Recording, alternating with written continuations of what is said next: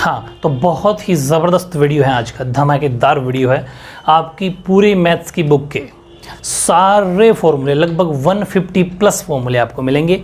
बहुत तगड़ी मेहनत मैं करता हूँ और आपको तो मेहनत करना सिखा ही दूंगा, साथ में बहुत सारे लोगों को भी मेहनत करना सिखा दूंगा, क्योंकि जब कॉपी करेंगे तो कुछ तो मेहनत करेंगे, ठीक है। तो लेकिन आपको इसका बेनिफिट लेना है। आज का वीडियो स्टार्ट होने से पहले मेरे से प्रॉमिस करो कि मेरे साथ के साथ ये सारे फॉर्मूले आप उतारोगे और जितने भी 4 या 5 पेज भरें उन सारे पेज को कहीं चिपका लेना जहां आप स्टडी करते हो। रोज़ाना जब भी टाइम ले रिवीजन आपको करते रहना है। देखो, मैथ्स में फॉर्मूलों का मतलब ही मैथ्स है, समझ पा रहे हो? फॉर्मूलों का मतलब मैथ्स है, इसलिए मैथ्स में फॉर्मूलों का बहुत ज़्यादा इंपॉर्टेंस है। जितनी भी खास बातें बनती है फॉर्मूलों के साथ साथ में खास बातें बहुत सारी है, इस बात को ध्यान रखना। फॉर्मूले तो बताऊंगा, उसके बाद में आपको कुछ ऐसी बातें भी हैं, जैसे किसी फॉर्मूले को समझाना भी तो है, तो सीधे स्क्रीनशॉट लेने वाले खास तौर से सचेत रहना, पूरी बात को समझते हुए चलना, और जो प्रॉमिस अभी मैंने आपसे करवाया वो प्रॉमिस को पक्का निभाना, ठीक है। चलो अब हम स्टार्ट करेंगे चैप्टर 3 फॉर्मूलों से। नंबरिंग लगाते रहना पहले आप। चैप्टर 3 में सबसे पहले है शून्यंकों का योग। हिंदी इंग्लिश दोनों मीडियम रहेगा, ठीक है।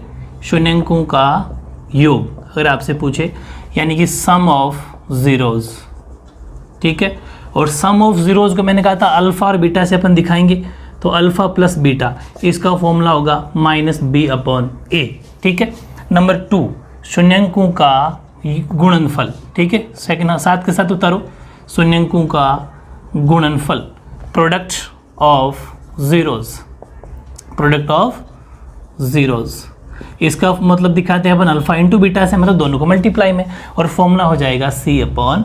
बहुत इंपॉर्टेंट दोनों फॉर्मूले, हद से ज़्यादा क्वेश्चन 100% यहाँ से आएगा इस बार, 100%, ठीक है। और नंबर 3 इसी चैप्टर में वो हैं, ध्यान रखना कि यदि आपको, पूरी बात समझना, यदि आपसे क्या पूछे, ध्यान से समझना, यदि आपसे क्वाड्रेटिक पोलिनोमियल पूछे, क्वाड्रेटिक पोलिनोमियल पूछे, पूरी बात समझना, ठीक है ना।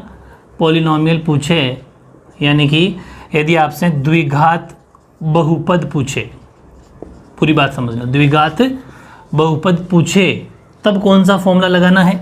तब आपको फॉर्मूला लगाना है, पूरी अच्छे से समझना, कि x² minus sum of zeros, यानी कि अल्फ़ा प्लस बीटा बाहर x, और प्लस प्रोडक्ट ऑफ जीरोज, यानी कि अल्फ़ा इंटू बीटा, ये फॉर्मूला लगाना है। वर्डिंग में लिखना चाहते हो तो इसको ऐसा भी लिख सकते हो, x² minus sum of zeros, ठीक है, सम ऑफ जीरोज, यानी कि शून्यंकों का योग बार x plus product of zeros, यानी कि शून्यंकों का गुणनफल, ठीक है।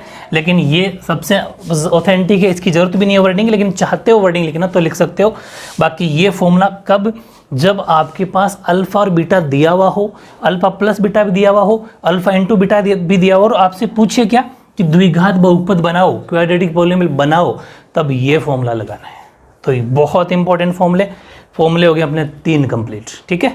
नंबर 4 है श्रीधराचार्य, बहुत ज़्यादा इंपॉर्टेंट फॉर्मूला।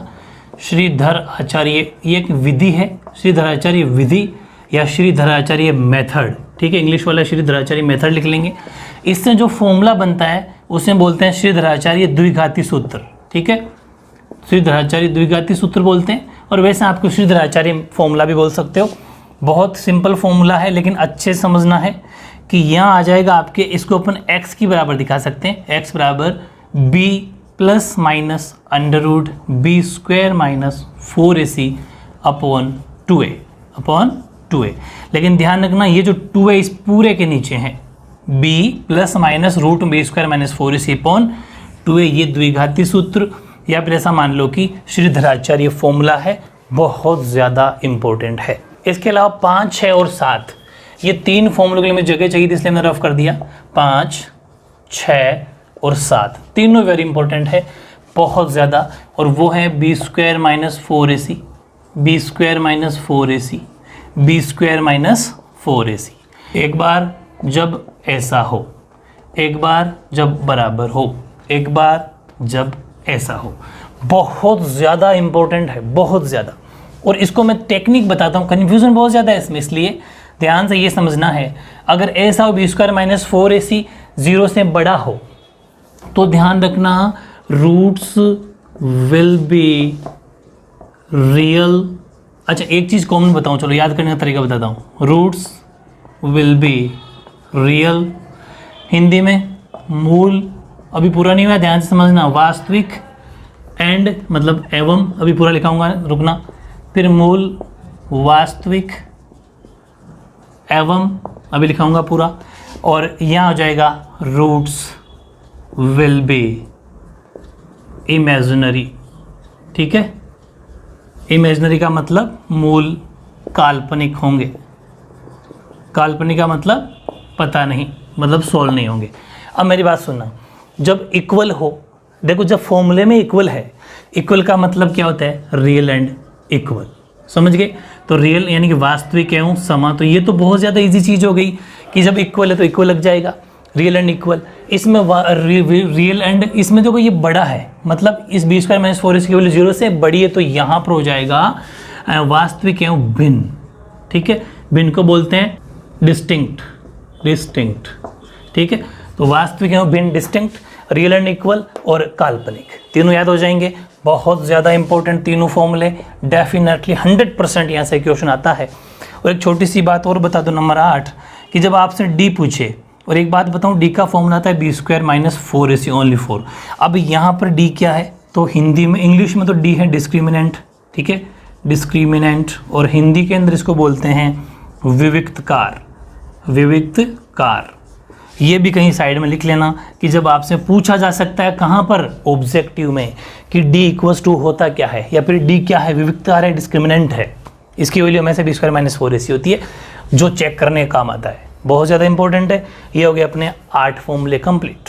ऐसे ही फिर बहुत ज़बरदस्त नंबर 9, नंबर 10, नंबर 11, फिर इसके तीन यानी कि एक ही फॉर्मूला 3 बनेगा, 9 फॉर्मूले एक साथ तैयार कराता हूँ। कैसे कि आपके पास अगर a1 a2 बराबर नहीं है b1 b2 के, समझ पा रहे हो क्या, बहुत ज़्यादा इंपॉर्टेंट, a1 a2 बराबर है b1 b2 के, लेकिन c1 c2 के बराबर नहीं है, a1 a2 बराबर हैं b1 b2 के और बराबर हैं c1 c2 के, मतलब तीनों ही बराबर है। यहाँ पर ये 3 कंडीशन है, फॉर्मूले बनाएगी 9। अगर ऐसा हो तो ग्राफ के अंदर ऐसे क्वेश्चन आते हैं, वैसे सॉल्यूशन भी करवाता है। अगर ग्राफ में ऐसा क्वेश्चन आ जाए और आपसे पूछे कि ये कैसी लाइन बनेगी, तो आप लिखेंगे प्रतिच्छेदी लाइनें बनेगी। बहुत ज़्यादा इंपॉर्टेंट है, प्रतिच्छेदी रेखाएं यानी कि इंटरसेक्टिंग लाइंस, इंटरसेक्टिंग लाइंस, एक बात। और यही चीज़ अगर सॉल्यूशन में पूछे, चलो पहले एक बार ये लिखा दूं, फिर दो बातें और लिखा दूंगा। अगर ऐसा हो a1 मतलब यह बराबर नहीं हो, लेकिन a1 a2 b1 b2 के बराबर हो, तो वो हमेशा समांतर रेखाएं होगी, समांतर रेखाएं यानी कि पैरेलल लाइंस। ठीक है, ये ध्यान रखना।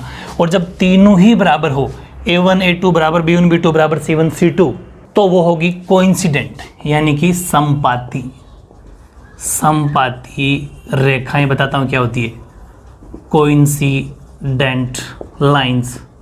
इसका मतलब होता है जो एक ही, जैसा ये पहले वाले समीकरण, ये पहले वाले इक्वेशन से भी इसी यहीं पर ग्राफ आया और दूसरे वाले समीकरण से भी इसी के ऊपर आया, मतलब एक ही लाइन पर दोनों ग्राफ आ जाना समपाती कहलाता है, कोइंसिडेंट कहलाता है। ठीक है, चलो एक बात, एक तीर 3 निशाने, 2 निशाने नहीं, यहाँ पर 3 चलते हैं, तभी तो एमबी सीरीज स्पेशल है। अब आपको समझना क्या है कि प्रतिच्छेदी रेखा इंटरसेक्टिंग लाइन, पैरेलल यानी कि समांतर रेखाएं, समपाती रेखा यानी कोइंसिडेंट लाइंस।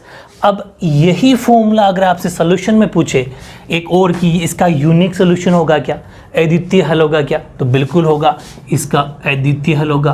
अद्वितीय हल का मतलब यूनिक सॉल्यूशन, जिसका एक ही सॉल्यूशन होता है। ये सारी एक्सरसाइज कराई हुई है मेरी, यूनिक सॉल्यूशन। दूसरा, समांतर रेखाएं जब होगी तो यहाँ पर कोई हल नहीं होगा, मतलब कि नो सॉल्यूशन। नो सॉल्यूशन का मतलब कोई हल नहीं। और जब ऐसा हो, संपातियों मतलब तीनों बराबर हो, तो मेनी सॉल्यूशन। मेनी सॉल्यूशन का मतलब होता है अनेक हल। ठीक है, 2 बातें तो होगी। तीसरी बात, सेम फॉर्मूला। मैं चाहता तो अलग अलग लिखवा लेता, लेकिन आपको याद करने का तरीका मैंने चैप्टर 4 में ही बताया था। दुनिया से सबसे डिफरेंट तरह की मैथ, सब हर सब्जेक्ट जो जिसने मुझे फॉलो किया उसको पता है। तो यहाँ पर 2 बातें 2 हो गई। अब तीसरी बात कौन सी है, जब आपसे पूछे संगत है या असंगत, याद आ रहा है, यानी कि तब आप क्या लिखेंगे, संगत का मतलब होता है कंसिस्टेंट, कंसिस्टेंट, ये असंगत, जिसका कोई हल ही नहीं है वो असंगत, यानी कि इनकंसिस्टेंट, इनकंसिस्टेंट, और ये भी संगत यानी कि कंसिस्टेंट। तो बताओ एक तीर तीन निशाने हुए कि नहीं हुए, तो ज़बरदस्त फॉर्मूले हो गए अपने तीन, यानी कि अगर मैं चाहूँ तो ये 9 नंबर, ये 10 नंबर और ये 11 नंबर, ठीक है, ये 12 नंबर, ये 13 नंबर और ये 14 नंबर, ठीक है, ये 15, ये 16 और ये 17 फॉर्मूले तैयार हो चुके हैं आपके। क्यों लिखे नंबरिंग ऐसी, क्योंकि आप ये मत सोचना कि एक ही फॉर्मूला, ये 3 बार यूज़ होगा, 3 फॉर्मूले हैं ये एक ही में, ठीक है। तो बहुत ज़्यादा तैयारी करनी है, शानदार 17 फॉर्मूले अपने कंप्लीट। ऐसे नंबर 18 की बात करें अगर अपन, तो 18 के बहुत इंपॉर्टेंट फॉर्मूले हैं कि जैसे अगर ए है, ए ही A1 ही ए है, लिखा था मैंने आपको, A2 A+D, A3 A+2D, ठीक है, ये इस तरह के सीक्वेंस चलता रहेगा A+5D। कैसे, अगर यहाँ पर 6 है 5D, अगर मैं 40वां टर्म भी निकालना होगा मुझे तो A+39D, मतलब यहाँ जितने भी उसमें एक कम D मैंने टेक्निक बताई थी, इस तरीके से कंटिन्यू चलता रहेगा। ए का मतलब फर्स्ट टर्म, इसका मतलब भी फर्स्ट टर्म, ठीक है।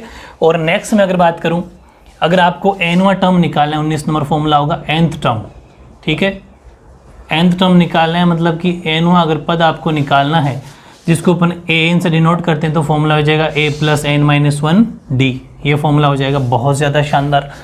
ऐसे ही मैं अगर बात करूँ, अगर आपको D निकालना है तो D मतलब कॉमन डिफरेंस यानी सार्वंतर, उसका फॉर्मूला होता है A2-A1, मतलब दूसरे पद में से पहले पद को माइनस, फिर इसको इसमें से माइनस, ठीक है। यानी कि अगर एक बार और चेक करना पड़ता है, करना हो तो ऐसे, क्योंकि कन्फर्म अगर ऑलरेडी AP लिखा हुआ है तब तो एक ही बार चेक करना है, वरना 2 बार चेक करना, टेक्निक मैंने बताई थी, ठीक है। तो D निकालने के फॉर्मूले हो जाएगी, मतलब दूसरे में से पहला पद माइनस करना है, ज़रूर ध्यान रखना। nth टर्म हो गया, सम हट गए, मतलब योग वाले फॉर्मूले जो थे वो हट गए, इसलिए वो तो करेंगे नहीं। ए के पीछे से, यानी कि अगर अपन को nth टर्म ही निकालना है, nth term from the last, ठीक है, अगर हमें पीछे से nवां पद निकालना है या फिर लास्ट से, अंतिम से, पीछे से बोल दो चाहे अंतिम से बोल दो, अंतिम से अगर अपन को nवां पद निकालना है तो फॉर्मूला हो जाएगा L-n-1 और D, ठीक है। L का मतलब अंतिम पद होता है, ये फॉर्मूला हो जाएगा जब पीछे से निकालना है। वैसे मैंने ये जो क्वेश्चन करवाए थे उस टेक्निक और देख लेना। L का मतलब AN भी बोल सकते हो, L-n-1D। तो ये इस AP के जो अभी कोर्स में है, वैसे तो और भी कोर्स में थे वो समूह वाले, लेकिन समूह वाले इस बार नहीं आ रहे, तो वो अपन इस बार याद नहीं करेंगे, ठीक है। हाँ, अब रही बात ट्रिग्नोमेट्री की, पूरी बात को ध्यान से समझना। ट्रिग्नोमेट्री चैप्टर 6 और चैप्टर 7 के ज़बरदस्त फॉर्मूलों का वीडियो मैंने बता रखा है, पूरी टेबल का वीडियो शानदार बता रखा है, जो भी आपको आई बटन में मिल जाएगा, टेलीग्राम पे शेयर कर दिया जाएगा, डिस्क्रिप्शन में मिल जाएगा, ठीक है। वहाँ से आपको कम से कम 3 या 4 पेज छोड़ दो आप, अभी इसी अगर कंटिन्यू लिखना चाहते हो तो, या फिर लास्ट में लिख लेना भले 6ठे और 7वें चैप्टर का, क्योंकि लिखवा के वापस बार बार क्या लिखवाना है, तो 6ठे 7वें के लिखाने की कोई ज़रूरत नहीं, उसके बाद में सारे फॉर्मूले, तो कम से कम 40-45 फॉर्मूले हैं उसके ट्रिग्नोमेट्री के, वो आपको 50 भी हो सकते हैं, वो आपको वहाँ से देखना है, दोनों वीडियो आपको यही डिस्क्रिप्शन में मिल जाएगा। अब बात करता हूँ हाइट एंड डिस्टेंस की, ज़बरदस्त यहाँ से फॉर्मूले बनेंगे। तो formula number 22, height and distance को मैं थोड़ा अच्छे से डिस्क्राइब करता हूँ आपको। देखो, हिंदी और इंग्लिश दोनों के लिए काम आएगा। ये तो हो गया लाल बट्टा कक्का हिंदी वालों के लिए, ठीक है, और इंग्लिश वालों के लिए पंडित बद्री प्रसाद हरर बोले, बहुत अपने मनगढ़ंत है, वो भी अपने हिसाब से बना लेना, हरर बोले। तो ये हो गया अपने इंग्लिश वालों के लिए, ठीक है। ब्रैकेट में जो भी लिखूंगा इंग्लिश का और वरना हिंदी का। अब इसको मैं फॉर्मूलों के अकॉर्डिंग समझाता हूँ, लेकिन फॉर्मूलों में बहुत बड़ा कन्फ्यूज़न है, स्क्रीनशॉट लेने वाले नींद उड़ा लेना। अब फॉर्मूले जब इसके बनाए जाएंगे तो बहुत बड़ा कन्फ्यूज़न है, और वो ये कन्फ्यूज़न है कि अगर एंगल ये हो चाहे ये हो, इनमें तो कोई फ़र्क नहीं पड़ेगा, चाहे एंगल यहाँ हो चाहे यहाँ हो। तो अभी बताता हूँ फॉर्मूले में इस एंगल में, ठीक है। तो यानी कि ये है साइन थीटा, पूरी बात समझना, sine theta, cos theta, tan theta, 3 याद करने, बाकी तो उसके उल्टे हैं। Number 22, number 23, number 24। अब मेरी बात समझो, साइन थीटा का हो गया लाल बट्टा कक्का, लंब बटा कर्ण, हिंदी इंग्लिश में बोले तो परपेंडिकुलर अपॉन हाइपोटेनियस, ठीक है। और थीटा ये है, तो ध्यान रखना ये जब थीटा होता है तो ये होता है आधार, ठीक है, यानी कि ये होता है बेस, ये होता है परपेंडिकुलर यानी कि लंब, ये होता है हाइपोटेनियस यानी कि कर्ण। बात समझ में आ गई? कब? जब ये थीटा हो, यहाँ पर हो चाहिए आप दोनों बी और सी दोनों कोई से भी हो, लेकिन ध्यान समझना। तो यहाँ पर फॉर्मूला इस डायग्राम के अकॉर्डिंग क्या बन गया? लंब बटा कर्ण तो ठीक है, परपेंडिकुलर अपॉन हाइपोटेनियस तो ठीक है, लेकिन फॉर्मूला परपेंडिकुलर क्या हुआ? ए बी, हाइपोटेनियस कर्ण को क्या हुआ? ए सी। तो फॉर्मूला क्या बन गया साइन थीटा का? A B upon A C according to this diagram. फिर कोस थीटा, कोस थीटा हो गया आधार बटा कर्ण, आधार बटा कर्ण यानी कि base upon hypotenuse, base upon hypotenuse. तो बेस कौन है? आधार कौन है? According to this triangle A B upon hypotenuse यानी कि ए सी, करेक्ट। और टेन थीटा हो गया लंब बटा आधार यानी कि परपेंडिकुलर अपॉन बेस। तो परपेंडिकुलर कौन है? परपेंडिकुलर है अपना ए बी और बेस कौन है? B C. बात समझ में आ गई क्या? ये चीज़ें तो चलो, अच्छा ये क्या था? आधार, या बी सी कर लो भाई, ये थोड़ा सा ठीक कर लेना। आधार यानी कि बेस बी सी हो जाएगा और हाइपोटेनस ए सी, हाँ वो तो ठीक है। इसके अंदर फिर आधार बी सी है, तो ये चीज़ थी। तो कब? जब यहाँ पर एंगल हो, ये जब यहाँ पर एंगल हो, चाहे सी पर भी एंगल होता तो भी यही आधार या बेस होता। लेकिन अच्छा एक बात और समझो, ये तीन हो गए, फिर आपके माइंड में आ रही होगी कोट का क्या होगा? फिर कोट, तो ध्यान रखना कोट यहाँ लिख रहा हूँ, कोट थीटा टेन का उल्टा होता है, सब जानते हो ना, यानी कि इधर से देखो, ध्यान रखना साइन कोस टेन, अभी नीचे से बोल दो base upon perpendicular cot, sine cos tan, cot से कोसेक इधर से पढ़ना है, तो कोट हो जाएगा बेस ऊपर यानी कि आधार ऊपर लंब नीचे, यानी कि बेस ऊपर परपेंडिकुलर नीचे, यानी कि बी सी ऊपर ए बी नीचे। समझ गए? ऐसे ही कोस होता है सेक का उल्टा, सेक थीटा हो जाएगा कर्ण ऊपर आधार नीचे यानी कि हाइपोटेनियस ऊपर बेस नीचे और ए सी ऊपर बी सी नीचे। ऐसे ही इसकी बात करूँ मैं कोसेक की, तो कोसेक हो जाएगा साइन का उल्टा और इसमें हो जाएगा कर्ण ऊपर लंब नीचे, हाइपोटेनियस ऊपर परपेंडिकुलर नीचे, ए सी ऊपर ए बी नीचे। ठीक है, तो ये फॉर्मूले हो गए तीन और, यानी कि 25, 26 और 27, 27। अब जो मैं बात बताना चाह रहा था सबसे इम्पोर्टेंट वो ये है कि यही डायग्राम अगर ऐसा हो, बहुत ज़्यादा गहराई है, बहुत ज़्यादा गहराई से समझना है, ए बी सी, लेकिन यहाँ पर एंगल हो, एंगल कहाँ हो?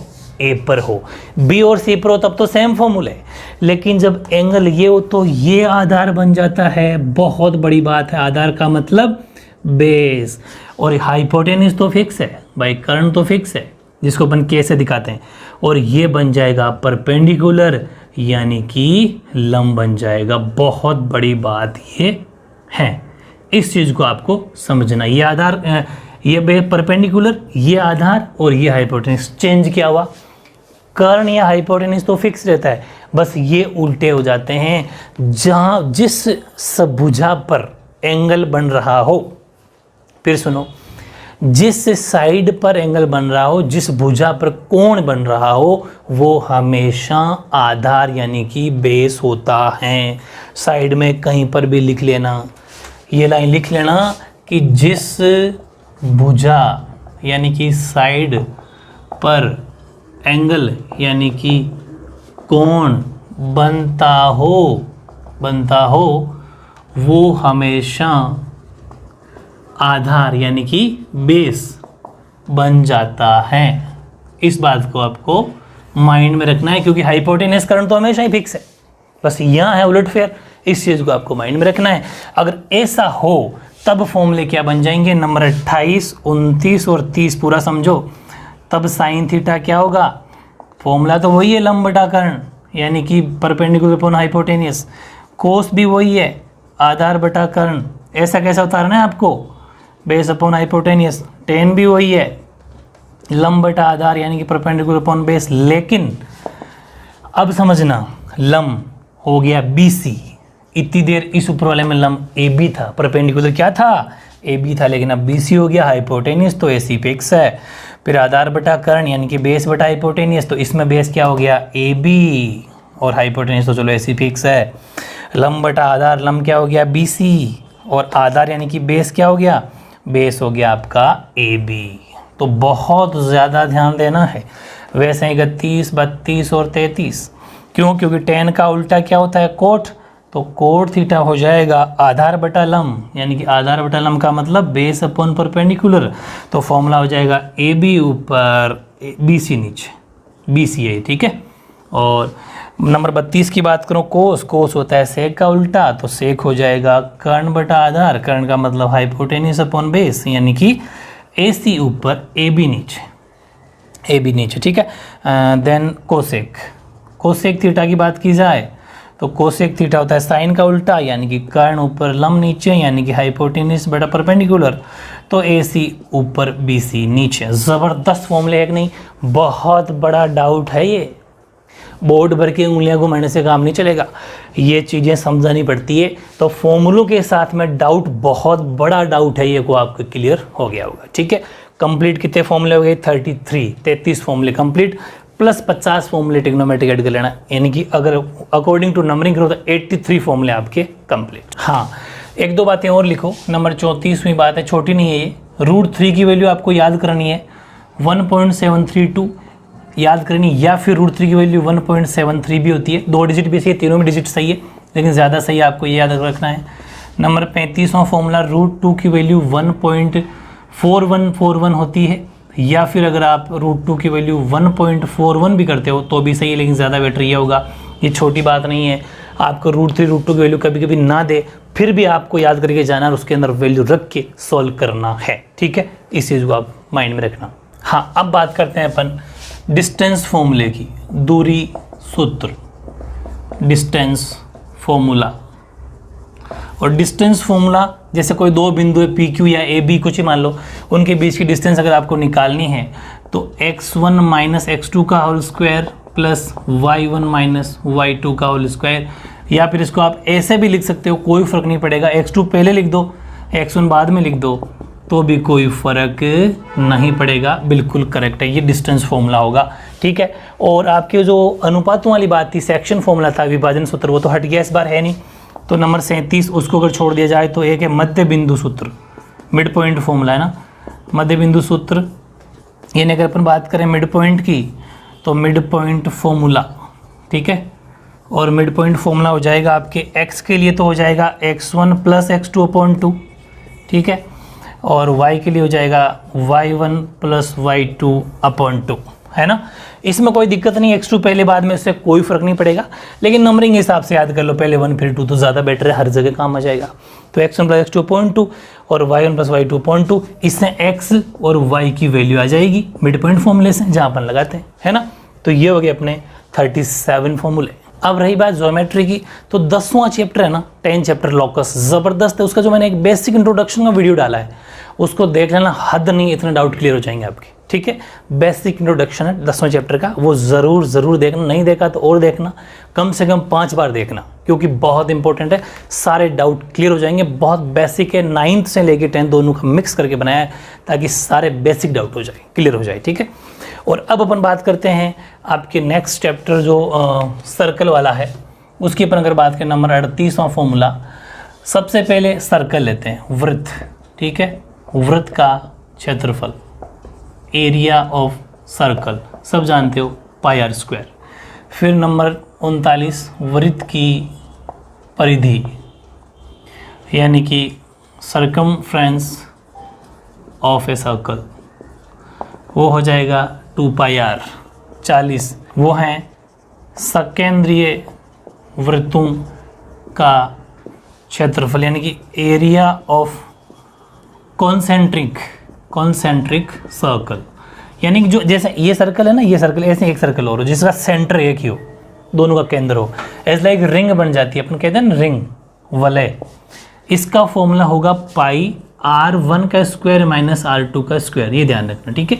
लेकिन एक कंडीशन होगी, लगभग r1 बड़ा होना चाहिए r2 से, मतलब πr1 का स्क्वायर माइनस r2 का स्क्वायर, सॉरी बाहर नहीं है, अंदर ही है, का स्क्वायर, लेकिन r1 बड़ा होगा r2 से। त्रिज्या जो r का मतलब रेडियस त्रिज्या है, उसका आपको ध्यान रखना है, ठीक है।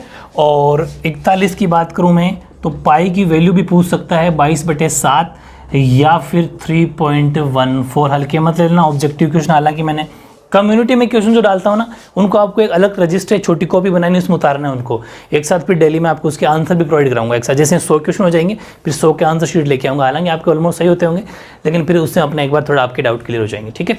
फिर ध्यान रखा, और कम्युनिटी में बहुत सारे क्वेश्चन मैं से देता हूँ। तो पाई की वैल्यू 22/7 या फिर 3.14। बहुत ज़्यादा इंपॉर्टेंट बातें लिखिए, दोनों की दोनों उतारनी है मेरे साथ के साथ। किसी पहिए द्वारा, बहुत ज़्यादा इंपॉर्टेंट है, क्योंकि हद से ज़्यादा कन्फ्यूजन है यहाँ पर। ये क्वेश्चन नहीं होगा 16 आपसे, जो मैंने करवाया भी आपको, कि किसी पहिए द्वारा एक चक्कर घूमने में तय की गई दूरी हमेशा उस पहिए की परिधि यानी सर्कमफ्रेंस होता है। समझ गए क्या? The distance covered by a wheel in one complete rotation equals to the circumference of the circle। उसी सर्कल की वो सर्कमफ्रेंस होती है, जिसका फॉर्मूला 2πr होता है।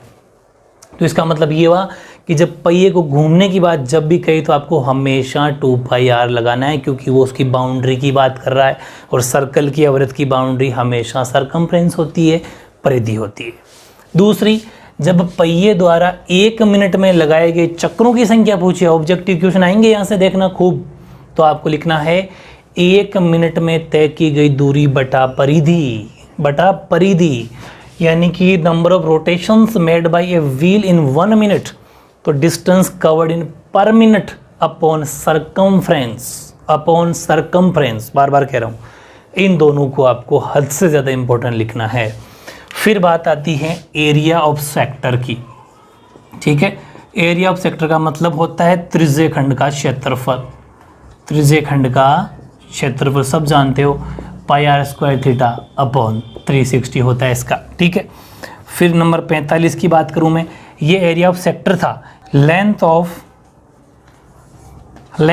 सेक्टर, ध्यान रखना, length of arc of sector बहुत इंपॉर्टेंट है। लेंथ ऑफ आर्क का मतलब चाप, यानी कि त्रिज्य खंड जो होता है, सेक्टर जो होता है, सेक्टर के चाप की लंबाई बहुत ज़्यादा इंपॉर्टेंट। उसको दिखाते हैं अपन एल से। भाई चाप की लंबाई किससे दिखाते हैं? एल से। और एल का फॉर्मूला होगा, इसी से रिलेटेड है, πr थीटा बटा 180 डिग्री। पूरी बात समझना, πr थीटा बटा 180 डिग्री तो होगा, लेकिन जब आप ये क्वेश्चन ऐसा आ जाए कि चाप की लंबाई ज्ञात करो, यानी आर्क ऑफ सेक्टर ज्ञात करो, उसके बाद में फाइंड करो, उसके बाद में ये पूछे अब त्रिज्य खंड का क्षेत्रफल ज्ञात करो, तो अगर ऐसा निकाल के जस्ट फिर निकालना चाहते हो एरिया, 46वां फॉर्मूला एरिया ऑफ सेक्टर, पूरी बात समझना, इससे अगर एरिया ऑफ सेक्टर निकालना हो, यानी कि त्रिज्य खंड का क्षेत्रफल निकालना हो बाद में, तो बड़ा इजी है, half into L R. Half into L R का मतलब है 1/2 इंटू एल का मतलब ये एल, आर का मतलब रेडियस, तो हाफ इंटू एल आर भी कह सकते हो, या फिर शॉर्ट में एल आर को ऊपर एक साथ लिख दो बटा 2, क्योंकि एक का वैसे कोई मतलब नहीं है। तो बहुत ज़्यादा इंपॉर्टेंट बात बता दी है मैंने। जब आपको एल निकालने के लिए कहे, फिर त्रिज्य खंड का कहे, तो इसकी ज़रूरत नहीं है बार बार वापस लगाने की।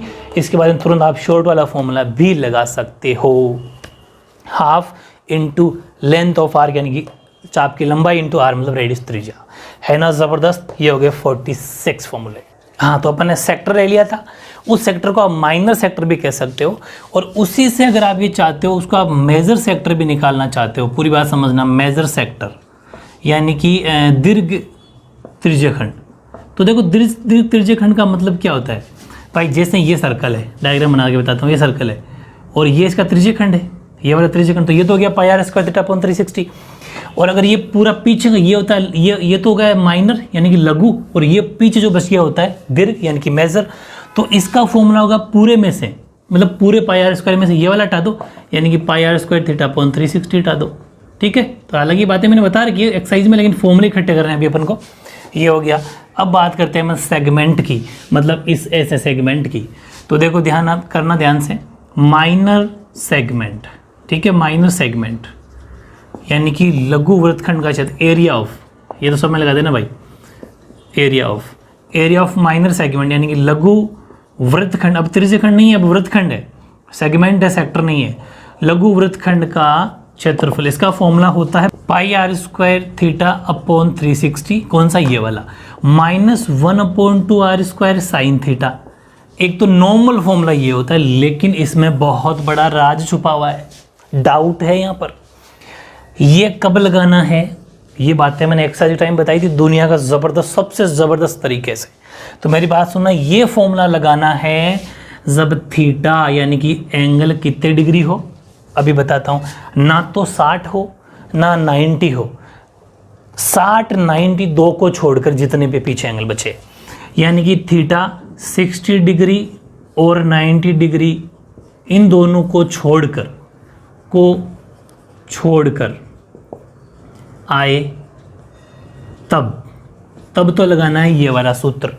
अब मेरी बात सुनो, 48 में इसी का फॉर्मूला है वो भी, जब लघुवृत्त खंड का क्षेत्रफल यानी कि एरिया ऑफ माइनर सेगमेंट, बहुत ज़्यादा डाउट है देखना, वो ये हैं कि जब आपके पास में थीटा 60 डिग्री है, इसका मतलब ट्राइंगल कैसा, इक्विलेटरल मतलब समबाहु, तब आपको √3.4 भुजा स्क्वायर, और भुजा को इंग्लिश में बोलते हैं साइड स्क्वायर, तो इंग्लिश वाले तो लिख लेना √3.4 साइड स्क्वायर, हिंदी वाले √3 भुजा स्क्वायर। फॉर्मूला लगाना है जब थीटा 60 डिग्री हो। समझ गए क्या, एक्सरसाइज में बताया था, वापस जाके देख लेना। 49 फिर इसी का एक फॉर्मूला और होता है, πr² θ/360 -1/2 base into height, Hindi वाले लिख देना आधार इंटू ऊंचाई, 1/2 आधार इंटू ऊंचाई। ये फॉर्मूला कब लगाना है, जब थीटा 90 डिग्री हो। अब डाउट क्लियर है ना, कितना ऑथेंटिक तरीका है, जब थीटा 90-60 हो के अलावा हो, जब थीटा 60 हो और जब थीटा 90 हो। थीटा मतलब एंगल। मेरी बात समझ में आ गई। 49 फॉर्मूले हो गए, ज़बरदस्त ऑथेंटिक तरीका है। अब स्क्रीनशॉट लेने वाले ज़िंदगी में नहीं समझ पाएंगे, लेकिन मेरे साथ कैसे समझते हुए चलोगे तो सारी बातें डाउट क्लियर है। ओके, 49 फॉर्मूले कंप्लीट। चलो ये तो हो गई माइनर सेक्टर की बात, अब सॉरी सेगमेंट की बात। अब बात करता हूँ मैं मेजर सेगमेंट की बात। मेजर सेगमेंट का मतलब दीर्घवृत्त खंड, मतलब ये हुआ कि ये सर्कल है और ये इसका माइनर सेगमेंट है, ये इसके पीछे जितना बच गया वो मेजर सेगमेंट है। तो पूरे वृत्त में से वृत्त का क्षेत्रफल यानी एरिया ऑफ सर्कल माइनस लघु का यानी कि माइनर सेगमेंट, यानी कि जो लघु वृत्तखंड का क्षेत्रफल फॉर्मूला बताया था मैंने वो वाला, उनमें से डिपेंड करेगा थीटा कौन सा। 3 फॉर्मूले लिखे ना, तीनों में से कोई सा भी अलग अलग डिपेंड करेगा कि वहाँ पर कौन सा डिग्री है। तो πr² में से छोटे वाले का माइनस कर देना तो बड़े वाला आ जाएगा। 1 जो भी r² 3 फॉर्मूले का उन तीनों में से डिपेंड करेगा थीटा यानी एंगल कितने डिग्री का है, तो वो वाला फॉर्मूला अपन को यहाँ पर लगाना है दीर्घवृत्तखंड में। ठीक है, इसके बाद में अच्छा ये चीज़ तो पता चल गई होगी आपको त्रिभुज की, कि समबाहु त्रिभुज जब होगा ना, समबाहु त्रिभुज का क्षेत्रफल, ये तो पता चल गया ना आपको, यानी एरिया ऑफ इक्विलेटरल। अभी जो मैंने पीछे लिखा है कहीं कन्फ्यूजन तो ये ना, इसका फॉर्मूला होता है √3.4 भुजा स्क्वायर। समझ गए ना, अलग से लिख लेना इसको और साइड स्क्वायर, क्योंकि कन्फ्यूजन ना होना चाहिए। और या फिर अगर वो जो 90 डिग्री वाला होता हो, समकोण त्रिभुज होता हो 90 डिग्री वाला, समकोण त्रिभुज का क्षेत्रफल यानी कि जो राइट एंगल्ड ट्राइंगल हो, उसका अगर मैं एरिया की बात करूँ, area of right angle triangle, तो उसका फॉर्मूला होता है 1/2 आधार इंटू ऊंचाई, बेस इंटू हाइट का मतलब आधार इंटू ऊंचाई, जब क्या वो थीटा 90 डिग्री हो। तो ये दोनों फॉर्मूले इसीलिए माइनस में लगाए थे मैंने पिछले फॉर्मूले, तो इनको भी आपको अलग से लिखना है। ये हो गए अपने 52 फॉर्मूले। अब चलते हैं अपन क्यूब के पास।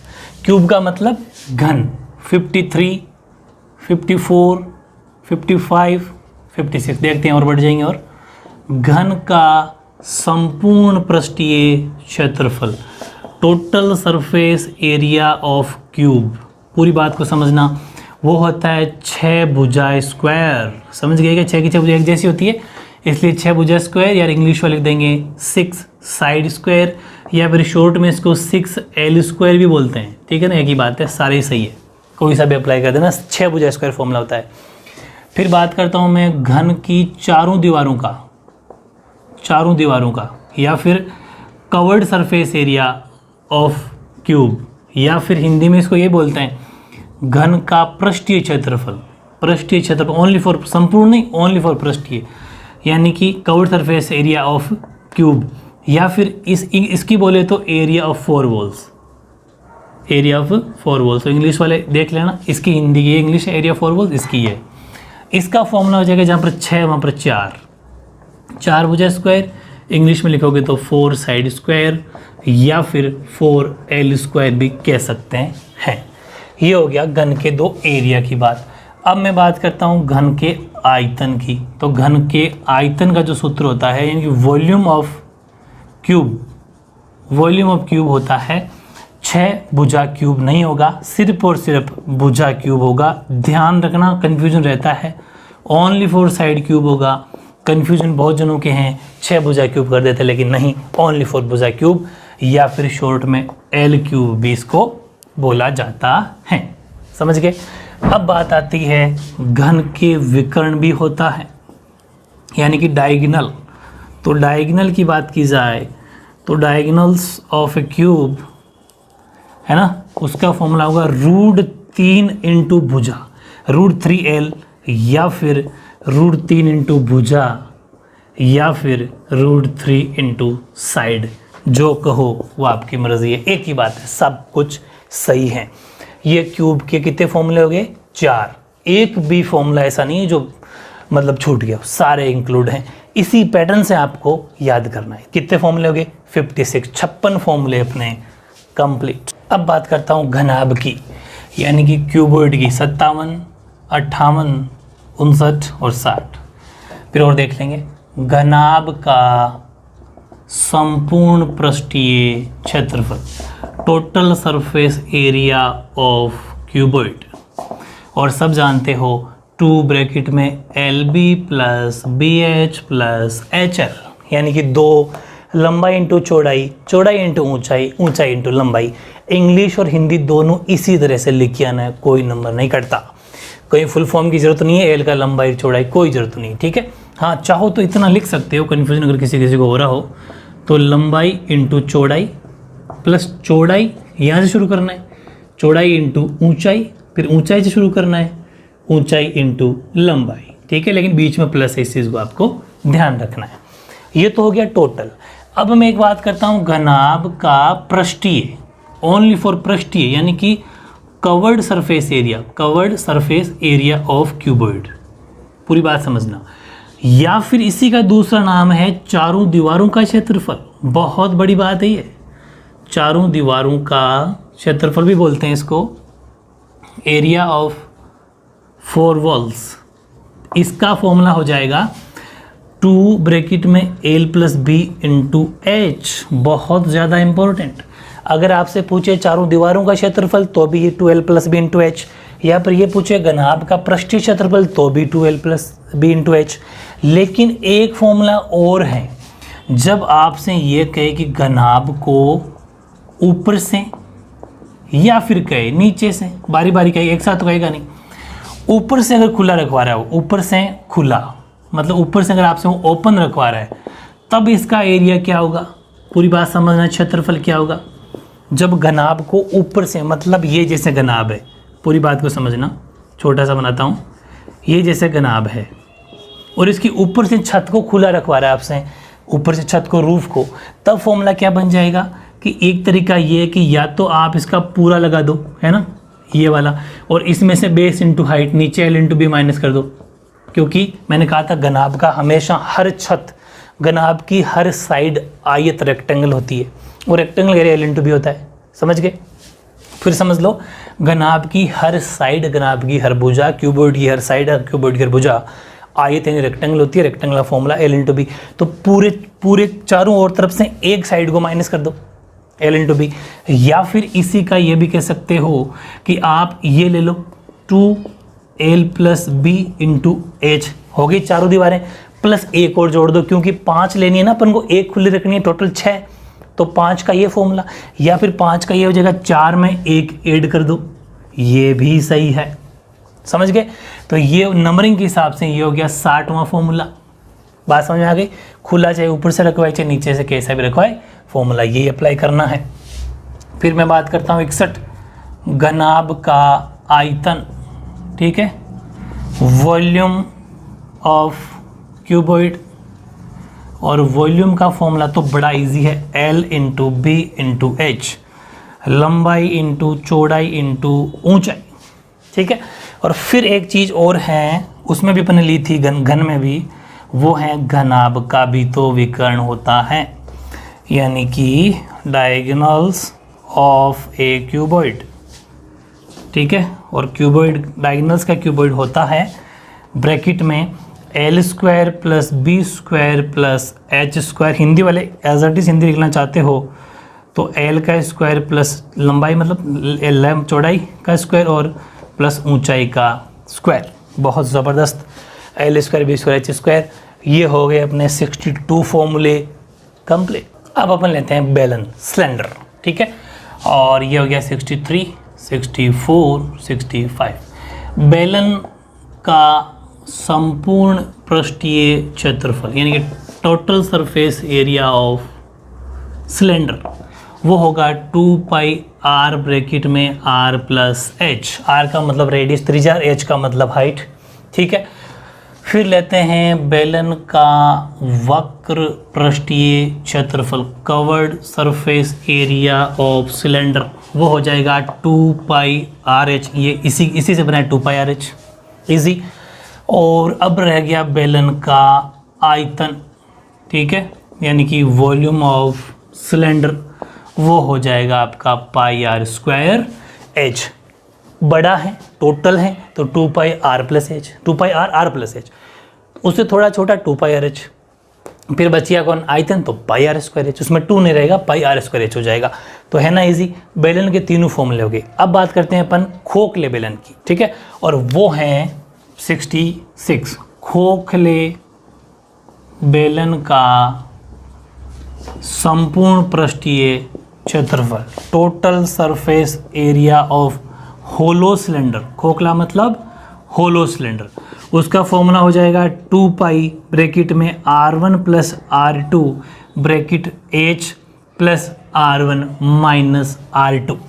ध्यान रखना 2 पाई R1 प्लस R2 ब्रैकेट बंद, फिर ब्रैकेट वापस H plus R1 minus R2, ठीक है ना। बहुत इंपॉर्टेंट फॉर्मूला है। यहाँ पर भी R1 बड़ा होगा R2 से, ठीक है। ऐसे ही एक फॉर्मूला और है खोखले बेलन का आयतन, ठीक है ना। खोखले बेलन का आयतन यानी कि वॉल्यूम ऑफ होलो सिलेंडर, ठीक है। सारे फॉर्मूले याद करेंगे, जिस दिन याद हो जाएंगे बड़ा इंटरेस्टिंग है, मैंने भी तो किया, आपको भी करना है। तो खोखले बेलन का जो आयतन हो जाएगा वो हो जाएगा पाई R1 का स्क्वायर माइनस R2 का स्क्वायर इंटू एच।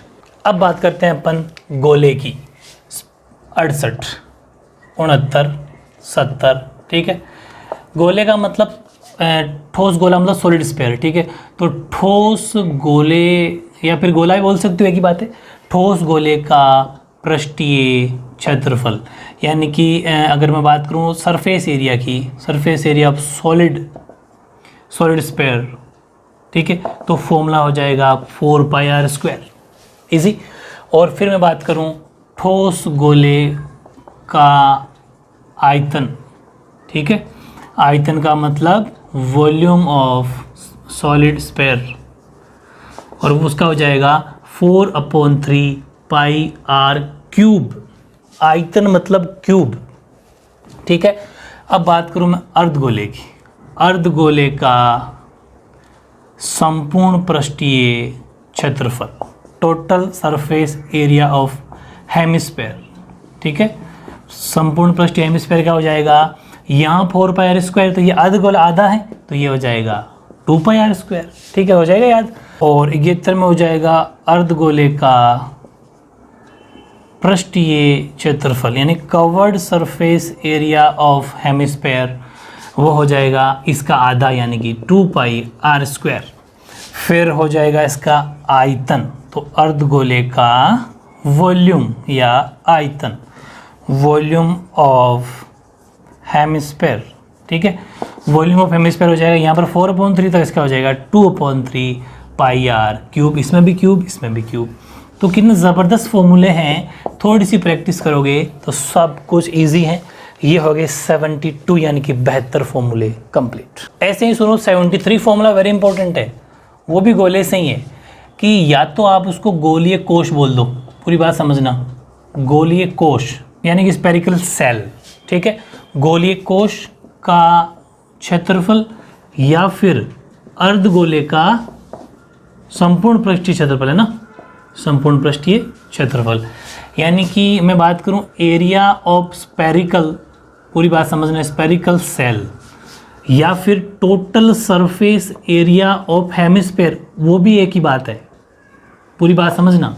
और वो फॉर्मूला हो जाएगा 4πr1 का स्क्वायर माइनस r2 का स्क्वायर, राइट भाई। 4πr² होता है ना, वैसे 4πr1 का स्क्वायर माइनस r2 का स्क्वायर।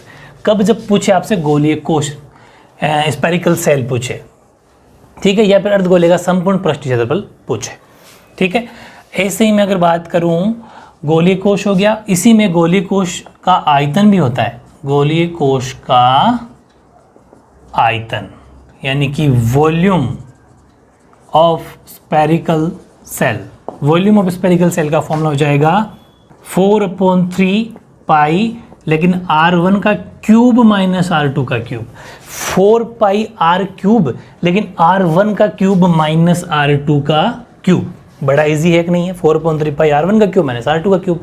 कैसे मैच करो कि वैसे एक्चुअल में आयतन या वॉल्यूम का फॉर्मूला क्या होता है? 4/3 पाई r³, लेकिन यहाँ पर r 2 बार है तो 2 बार अगर एक तो 1 देना पड़ेगा, एक को 2 देना पड़ेगा, तो r1 माइनस r2। लेकिन हमेशा r1, हर बार जहाँ पर भी मैंने r1 r2 की बात की है वहाँ सब में r1 ग्रेटर होगा, r1 is greater than r2, r1 r2 से बड़ा होगा हमेशा, ऑलवेज ध्यान रखना, r1 की वैल्यू बड़ी होनी चाहिए।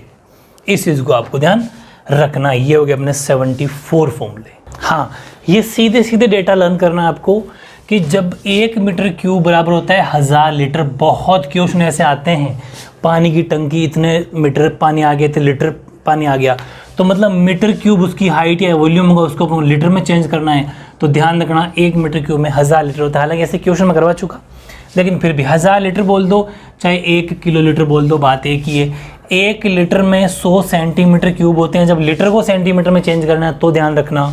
और एक आर बराबर 100 मीटर स्क्वायर या फिर 100 वर्ग मीटर बोलते हैं इसको। 1 सेंटीमीटर क्यूब में 1000 mm होते हैं, क्योंकि आपको पता है ना 1 सेंटीमीटर, ये भी लिख दूंगा, चलो छोटी सी वैल्यू 80 नंबर कर लेना। 1 मीटर में आपको पता है 100 सेंटीमीटर होते हैं, और 1 सेंटीमीटर में 10 mm होते हैं, ये ध्यान रखना। तो 1 सेंटीमीटर में 1000 mm क्यूब, क्योंकि सेंटीमीटर भी क्यूब है, 1 मीटर क्यूब में या क्यूब है, ठीक है। 2 2 4 2 60 सेंटीमीटर क्यूब होता है। इस चीज़ को ध्यान रखना।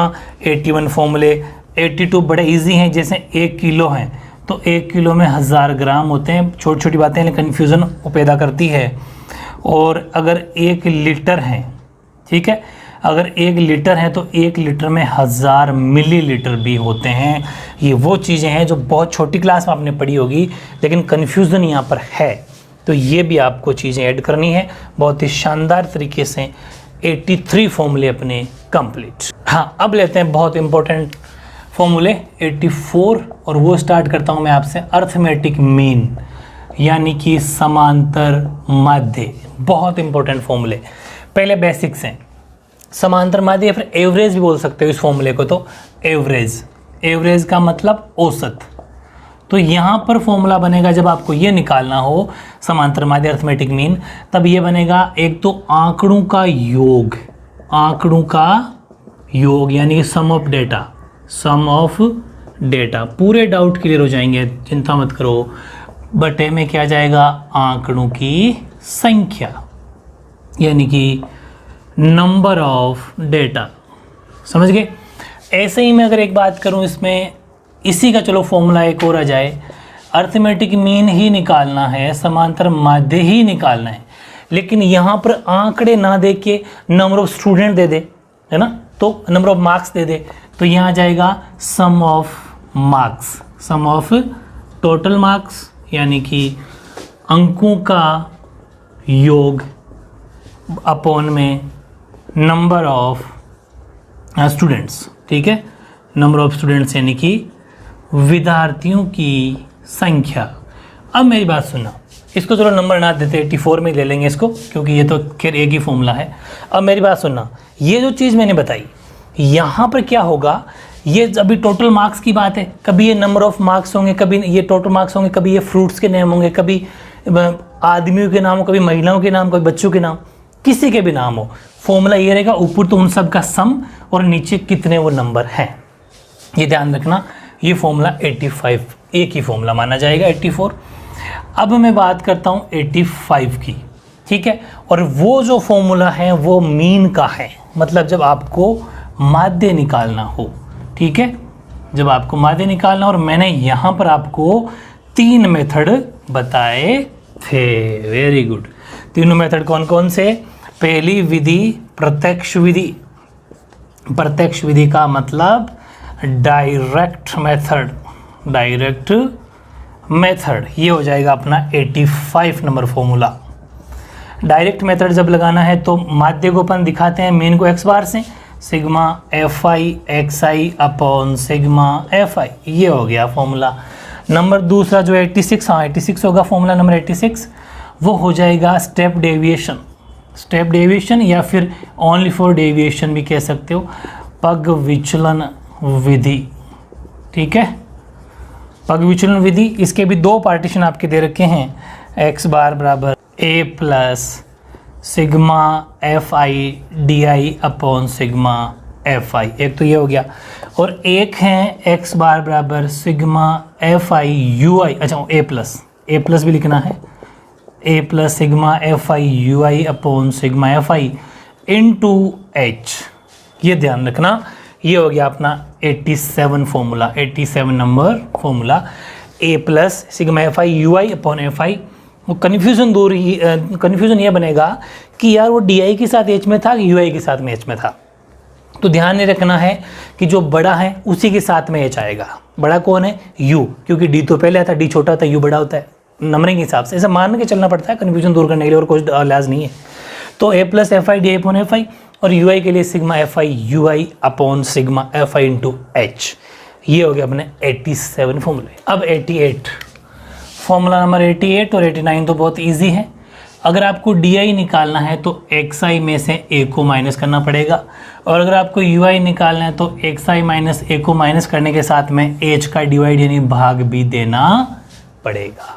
ये हो गए पूरे। अब 90वां जो फॉर्मूला है, 90वां वो फॉर्मूला है, अपन माध्यक की बात करते हैं अब, मीडियन, ठीक है, माध्यक, और माध्यक को डिनोट करते हैं एम से, और इसका फॉर्मूला हो जाएगा L plus N upon 2 minus C F upon F into H. आया समझ? L plus N upon 2 minus C F यानी संचयी बारंबारता कम्युनिटी फ्रिक्वेंसी अपॉन एफ यानी फ्रिक्वेंसी, एच का मतलब बीच का डिफरेंस, एल लोवेस्ट वैल्यू होती है वो, ये मीडियन यानी माध्यक का फॉर्मूला हो जाएगा। ये हो गए 90 फॉर्मूले कंप्लीट। अब चलो बहुलक भी लिख लेते हैं साथ में। 91 नंबर फॉर्मूला हो जाएगा मोड, मोड यानी कि बहुलक। और बहुलक जो मोड है उसका फॉर्मूला देखो, एल प्लस तो ठीक है, अब यहाँ पर कन्फ्यूजन होगा तो इसके लिए कर लो 10, 10 का मतलब 1 और 0, 10 अपॉन, और अपॉन में कर लो आप 102, मतलब कि ये और ये 1 0 2, यहाँ 2 तो यहाँ भी 2, तो थोड़ी प्रैक्टिस करनी पड़ेगी। मुझे तो ऐसे ही याद है, ये सबसे बेस्ट तरीका होता है 102 और इंटू एच, वरना कन्फ्यूजन रहेगा, ऊपर 10 नीचे 1 0 2, इधर 2 तो शुरुआत में भी 2, 2f1 minus f0 minus f2 l plus और h, ये है बहुलक यानी कि मोड। 91 फॉर्मूले कंप्लीट। अब लेते हैं अपन 92, 92 नंबर फॉर्मूला, और वो है प्रोबेबिलिटी, प्रोबेबिलिटी प्रायिकता, ठीक है। और प्रायिकता तो बड़ी मज़ेदार है, प्रायिकता को P से डिनोट करते हैं। इसका फॉर्मूला आपको पता है, मैंने कहा था अनुकूल परिणाम बटा कुल परिणाम यानी कि favourable outcomes upon total outcomes. तो एक बार हिंदी में लिखेंगे अनुकूल परिणाम, हमेशा सब में फॉर्मूला सेम लगाना है, यही ठीक है, कुल परिणाम यानी कि favourable outcome upon total outcome, favourable outcome upon total outcome, इस चीज़ का आपको ध्यान रखना है। ऐसे ही एक फॉर्मूला और है जो मैंने कहा था प्रोबेबिलिटी होना, प्रोबेबिलिटी होना, और एक होता है प्रोबेबिलिटी का ना होना। ये फॉर्मूला होगा 1 माइनस प्रोबेबिलिटी का होना। देखो प्रायिकता का होना, इसका मतलब होता है प्रायिकता का होना, ठीक है। प्रायिकता का मतलब प्रोबेबिलिटी है ना, प्रोबेबिलिटी का होना इसको दिखाता है। और ना होना ऊपर ये जैसे बाहर सा लग जाता है ना, इसको दिखाता है। लेकिन आपको ये तो समझने के लिए फॉर्मूला तो ये है, ऐसा लिखा हुआ आएगा एग्जाम में, ये बराबर 5 है तो ये क्या होगा, समझ गए। या फिर इसी से ये बन जाए कि अगर ये पूछ ले तो भी यही फॉर्मूला बनना है, 1 माइनस ये उधर चला जाएगा, प्रोबेबिलिटी ना होना। या फिर ये पूछ ले कि प्रोबेबिलिटी होना, इसको इधर लाओ, प्रोबेबिलिटी ना होना बराबर क्वेश्चन मार्क, क्या होगा, ऑब्जेक्टिव क्वेश्चन आया भी ऐसा, तो 1 हो जाएगा, क्योंकि जब इधर आ जाएगा तो प्लस में हो जाएगा, तो 1 का 1। तो ध्यान रखना फॉर्मूला एक है लेकिन इसी से दोनों बन गए हैं। तो 95 फॉर्मूले अपने कंप्लीट। अब बात करते हैं 96 की, ठीक है। इतने परसेंटेज बनाने हैं आपको, 95 96 है ना, वेरी गुड बनेंगे, गॉड ब्लेस यू। अब मेरी बात सुनो, 95 में बात करता हूँ सिक्कों की, कॉइन की। अगर एक सिक्का हो, क्या हो, एक सिक्का हो, तो सबको पता है या तो हेड आएगा या टेल आएगा, या फिर टेल आएगा या हेड आएगा। तो यानी कि 2 रिजल्ट आएंगे, ये ध्यान रखना, 2 परिणाम आएंगे। कब, जब एक सिक्का हो। 97 जब 2 कॉइन्स हो, 2 कॉइन्स का मतलब 2 सिक्के हो, वो तो एक सिक्का हो। जब 2 सिक्के हो तो दिमाग में खुद सोचो कि जब 2 सिक्के हो तो क्या रिजल्ट आएंगे, या तो हेड हेड, या टेल टेल, या हेड या टेल, या टेल या हेड, समझ गए। यानी कि एक बार सेम, एक बार सेम, एक बार इधर हेड, इधर टेल, इधर टेल, इधर हेड, यानी कि रिजल्ट आएंगे 4 परिणाम यहाँ पर आने की संभावना है। फिर 98, और वो होगा फाइनल, क्योंकि आपके कोर्स में 3 सिक्के ही होंगे। 3 सिक्के अगर आपसे पूछे परिणाम आएंगे 8, लेकिन कन्फ्यूजन है तो मेरी अकॉर्डिंग पढ़ोगे तो दुनिया में कोई कन्फ्यूजन है ही नहीं। हो सकता है तीनों ही हेड हेड हेड आए, हो सकता है तीनों ही टेल टेल आए, हो सकता है इधर वाले 2 हेड आ जाए उधर टेल आ जाए, हो सकता है इधर वाले 2 टेल आ जाए इधर सॉरी ये हेड आ जाए, हो सकता है इधर टेल आके ये दोनों हेड जो इधर आए थे वो इधर भी तो आ सकते हैं, हो सकता है इधर जो टेल आए थे हो सकता है वो इधर भी तो आ सकते हैं, हो सकता है एक हेड एक टेल एक, हो सकता है एक टेल एक हेड एक टेल। 8 2 2 4 2 6 2 8 होना पड़ेगा, 8 जाएगा कहाँ, 8 रिजल्ट यहाँ पर बन गए। लेकिन मेरी अकॉर्डिंग करोगे तो वरना हारते रह जाओगे, ढूंढते रह जाओगे, मिला ही नहीं कौन सा छूट गया। ये प्रैक्टिस आपको करनी है, 2 सिक्के 4 सिक्के 8 सिक्के, समझ में आ गई। सॉरी 8 ये रिजल्ट, 2 परिणाम 4 परिणाम 8 परिणाम, 1 सिक्का 2 सिक्का 3 सिक्का, या फिर एक सिक्के को 3 बार उछलाए तो भी रिजल्ट 8 ही आएंगे, ठीक है ना। ये चीज़ें तो फिर मैंने एक्सरसाइज में बता दी थी, अभी तो अपने फॉर्मूलों की बात कर रहे हैं। तो ये हो गया अपने 98 फॉर्मूले कंप्लीट। अब है 99, और 99 पर अपन खेलते हैं ताश। ताश का मतलब कार्ड्स। छोटा सा नॉलेज करवा दूं कि ताश में टोटल जो कार्ड्स होते हैं, टोटल पत्ते, टोटल कार्ड्स वो होते हैं 52। टोटल पत्ते कितने, 52, और 52 4 जगह बटे होते हैं, ठीक है। 13 के पेयर में 13 13 13 13 13 13 मतलब 4 जगह बटे होते हैं। आपको ऐसा एक डायग्राम बनाना है, ठीक है। और यहाँ पर ध्यान रखना 2 तो ब्लैक कलर के, जिसमें एक तो होता है हुकुम यानी कि स्पैड्स, एक होता है चिड़ी यानी कि क्लब्स, और ये लेते हैं 2 लाल, ये दोनों काले होते हैं, ठीक है। हुकुम ऐसा बना होता है, और चिड़ी बनी होती है ऐसी, ठीक है। और दोनों ब्लैक कलर है, दोनों ब्लैक कलर कौन सा है, ब्लैक। ब्लैक का मतलब काला, काला रंग है इनका। और ये होती है एक डायमंड, डायमंड का मतलब ईंट, रेड कलर है और ऐसी बनी होती है। और एक होता है अपना पान यानी कि हार्ट, हार्ट का मतलब पान, लाल पान या पान, ये इसकी बनावट है। और ये दोनों रेड कलर के होते हैं, ठीक है। यानी कि लाल रंग। क्वेश्चन कितने बनेंगे? 52 पत्तों में रंग कितने? 2। 26 पत्ते, 13 + 13 हो गए 26। 26 काले रंग के, 26 लाल रंग के, टोटल पत्ते 52। Doubt clear? ओके। अब इक्का, इक्का का मतलब 1, वो सभी में एक इक्का होते हैं, तो टोटल इक्के हो गए 4।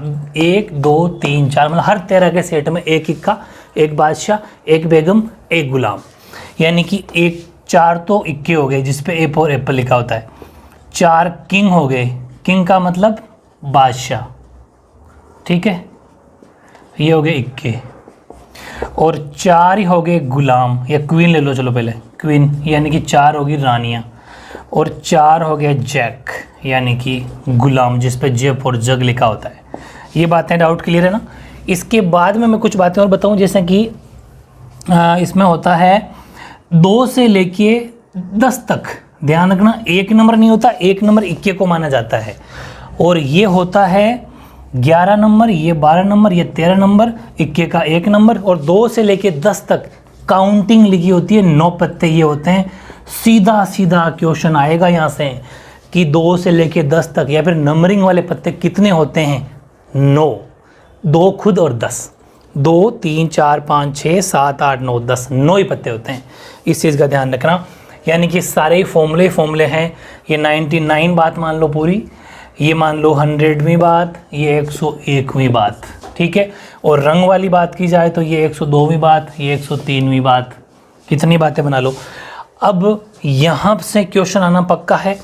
एक होता है 104वीं बात कि फेस कार्ड। फेस कार्ड का मतलब होता है तस्वीर वाले पत्ते, तस्वीर वाले पत्ते जिन पे तस्वीर बनी होती हो, वो होता है हर किसी में 3-3 पत्ते, 3-3 पत्ते। कौन कौन से? बादशाह, बेगम और गुलाम, इक्के पे कोई तस्वीर नहीं होती। तो तस्वीर वाले पत्ते होते हैं 3 + 3 + 3 + 3, यानी कि टोटल 12 पत्ते होते हैं। किन पर? बादशाह पर, बेगम पर और गुलाम पर, तीनों पर ये तस्वीर वाले पत्ते बने होते हैं। और बिना तस्वीर वाले पत्तों की बात की जाए तो 105वां क्वेश्चन वो हो जाएंगे 40 पत्ते। अगर 105वां सूत्र वो हो जाएंगे 40, क्योंकि 12 तस्वीर के हो गए तो 52 में से 12 निकल गए 40। कैसा भी क्वेश्चन पूछे प्रोबेबिलिटी में, इसमें ताश में आपको तैयार रहना है। रंग पूछे तो रंग दो, ठीक है। बाकी मैंने क्वेश्चन एक्सरसाइज में करवाई थी, दुनिया हिला देने वाली एक्सरसाइज कराई थी, वहाँ जाके देख लेना। 105 या 106 के समथिंग ही बातें अपनी कंप्लीट। अब हैं बिल्कुल बेसिक फॉर्मूले जो जानना बहुत ज़रूरी है, और वो ध्यान से समझना। 106, 107, 108, 109, 110, 111, 112, 113, 114। सिंपल a + b का स्क्वायर क्या होता है? a² + b² + 2ab। एक ही बात है, बीच में टोई बोलो चाहे कैसे बोलो। एक होता है a - b का स्क्वायर, तो a² + b² - 2ab। एक होता है a² - b², तो a + b, a - b, जानना बहुत ज़रूरी है। और एक होता है a² + b², जो अपने बनाया है, इसको इम्पोर्टेंट अपना बनाया हुआ फॉर्मूला, ये हो जाएगा a - b का स्क्वायर, या फिर a + b का स्क्वायर - 2ab, या फिर a - b का स्क्वायर + 2ab। दोनों ही होते हैं, मैंने आपको बता रखा है एक्सरसाइज के अंदर, ठीक है। और अब है a + b का होल क्यूब, एक होता है a - b का होल क्यूब, एक a³ + b³, एक a³ - b³, एक a + b + c का होल स्क्वायर। ये सारे फॉर्मूले अपन को जानना बहुत ज़रूरी है। a + b का क्यूब होता है a³ + b³ + 3a²b - 3ab²। यहाँ अगर प्लस तो यहाँ माइनस, फिर यहाँ माइनस वाले में हो जाएगा a³ - b³ - 3a²b, लेकिन यहाँ माइनस प्लस की वजह से तो यहाँ माइनस है तो यहाँ प्लस, उल्टा सिस्टम है। मतलब यहाँ अगर प्लस है तो यहाँ माइनस, यहाँ अगर माइनस है तो यहाँ प्लस। ऐसे ही a + b का होल क्यूब नहीं है, a³ + b³ है, इसका हो जाएगा a + b a² + b² - ab। इसमें भी दो कन्फ्यूजन है, यहाँ अगर प्लस है तो यहाँ माइनस होगा, और इसमें यहाँ a - b a² + b², यहाँ माइनस है तो यहाँ प्लस हो जाएगा। इस चीज़ को आपको ध्यान रखना है। अब a + b + c, या फिर x + y + z का स्क्वायर तो जानते ही हो, a² + b² + c²। Plus 2ab 2bc और 2ca। सिंपल जो 8th क्लास में फॉर्मूला लगता था, ये अपने भी काम आता है, ये हो गए। फिर कुछ बहुत बेसिक, लाइक मैं बात करूं एरिया ऑफ रेक्टेंगल, ठीक है, यानी कि आयत का क्षेत्रफल, ठीक है, आयत का क्षेत्रफल लंबाई इंटू चौड़ाई, एल इंटू बी का मतलब लंबाई इंटू चौड़ाई।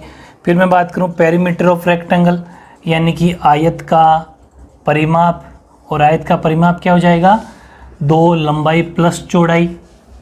फिर मैं बात करूं एरिया ऑफ स्क्वायर, है ना, यानी कि वर्ग का क्षेत्रफल, सब जानते हो भुजा स्क्वायर, ठीक है, मतलब कि साइड स्क्वायर। फिर मैं बात करूं पेरीमीटर ऑफ स्क्वायर, यानी कि वर्ग का परिमाप, तो 4 इंटू भुजा, यानी कि 4 इंटू साइड भी बोलते हैं इंग्लिश में। ये कुछ ऐसी बातें हैं जो अपन को जानना बहुत ज़रूरी थी। रेक्टेंगल हो गया, ट्राइंगल में पहले बता ही चुका, ठीक है। तो इस तरीके से काफ़ी फॉर्मूले हैं बेसिक, ये तो आपको आते होंगे, 118 फॉर्मूले मैंने लिखवा दिए। ट्रिग्नोमेट्री करीब 50 फॉर्मूले और हैं, वो मैंने आपको लिखवा दिए। डिस्क्रिप्शन में, टेलीग्राम में, सब जगह आपको लिंक डाल दूंगा उन दोनों वीडियोज़ का। टेबल मात्र 5 सेकंड बना लोगे, इतनी शानदार टेबल की ट्रिक बना रखी मैं ट्रिग्नोमेट्री की। तो मतलब 160 या 65 फॉर्मूले आपको एक साथ उतारने हैं, अपनी पढ़ने वाले टेबल पर चिपकाना है। देखो क्या मज़ेदार स्टडी होगी, जो मैं बता रहा हूँ वैसा का वैसा आपको करना है। पूरे यूट्यूब वाले चैनलों वाले कॉपी कर रहे हैं, आपको तो इसका फ़ायदा उठाना है, क्योंकि मेहनत करना सिखा दूंगा मैं, ये पक्की बात है। अपना जो मुकाबला करेगा, टक्कर करेगा, उसको मेहनत तो ज़बरदस्त करनी पड़ेगी, क्योंकि मुकाबला है ही नहीं।